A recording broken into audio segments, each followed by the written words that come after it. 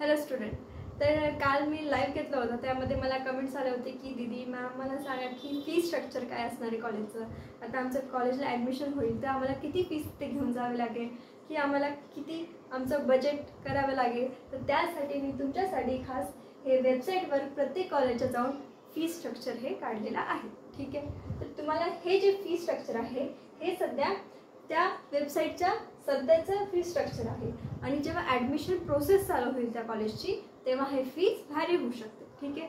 तुम्ही लक्षपूर्वक हे फी स्ट्रक्चर बघून घ्या की तुम्हाला याच्याबद्दल माहिती मिळेल. ओके. तर फर्स्ट आहे आपला आयुर्वेदिक कॉलेज आरे पोद्दार, मुंबईचं कॉलेज आहे. ओके. त्याची फीज आहे फर्स्ट इयरसाठी BMS साठी आपली 25,000. ओके. नंतर आहे SMT KG मित्तल मुंबई, तर हे एक मायनॉरिटी कॉलेज आहे, हिंदी मायनॉरिटी कॉलेज आहे. ओके. त्याची पर इयर फीज आहे 72,320. नंतर आहे आयुर्वेदिक महाविद्यालय सायन मुंबई, त्याची पर इयर फीज आहे 60,997. नंतर आहे भाईसाहेब सावंत सावंतवाडीचं कॉलेज आहे, त्याची पर इयर फीज आहे 73,680. नंतर आहे अष्टांग आयुर्वेदिक कॉलेज पुण्याचं कॉलेज आहे, खूप छान आहे, हे 60,850 त्याची फीज आहे. नंतर आहे टिळक आयुर्वेदिक कॉलेज पुणे. ठीक आहे. त्याची फीज आहे पर इयर 64,720. कमी फीज आहे गव्हर्नमेंट कॉलेज आणि गव्हर्नमेंट ॲडेडची. नंतर आहे SCM सातारा, त्याची फीज आहे पर इयर 69,326. ओके. नंतर आहे वसंतदादा पाटील सांगलीचं कॉलेज आहे, त्याची फीज आहे पर इयर 74,457 एवढी. नंतर सेठ गोविंदजी रावजी आयुर्वेदिक कॉलेज सोलापूर, हे सुद्धा मायनॉरिटी कॉलेज आहे, जैन मायनॉरिटी कॉलेज आहे. तर याची फीज आहे पर इयरसाठी 69,200 एवढी. तर ही फीज व्हॅरी करू शकते, कारण जेव्हा ॲडमिशन प्रोसेस असते तेव्हा त्यांचे ॲडिशनल चार्जेस असतात कॉलेजेसचे, तेव्हा ती फीज वाढवू शकते किंवा कमी होऊ शकते. ठीक आहे. नंतर आहे गंगाधर शास्त्री गुणे अहमदनगरचं कॉलेज आहे हे, त्याची फीज आहे पर इयरसाठी आपल्याला लागणार 63,020 एवढी.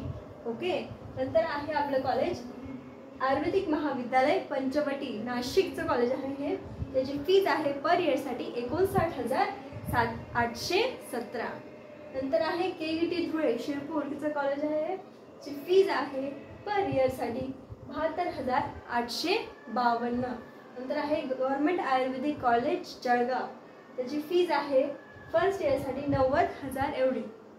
नंतर गव्हर्नमेंट आयुर्वेदिक कॉलेज बारामती, त्याची फीज आहे पर इयर 54,300.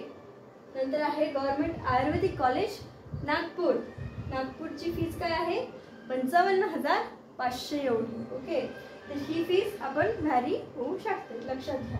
नंतर आहे श्री आयुर्वेदिक कॉलेज नागपूर, त्याची फीज आहे 81,500 एवढी. नंतर आहे विदर्भ आयुर्वेदिक कॉलेज अमरावती, त्याची फीज आहे 66,210 पर इयर फर्स्ट इयरची. नंतर आहे राधाकिशन तोष्णीवाल आयुर्वेदिक कॉलेज अकोला, त्याची फीज आहे 1,02,620 एवढी. नंतर आहे DMM आयुर्वेदिक कॉलेज यवतमाळ, जी फीज आहे 71,250. नंतर आहे गव्हर्नमेंट आयुर्वेदिक कॉलेज नांदेड, त्याची फीज आहे 60,200 एवढी ओनली.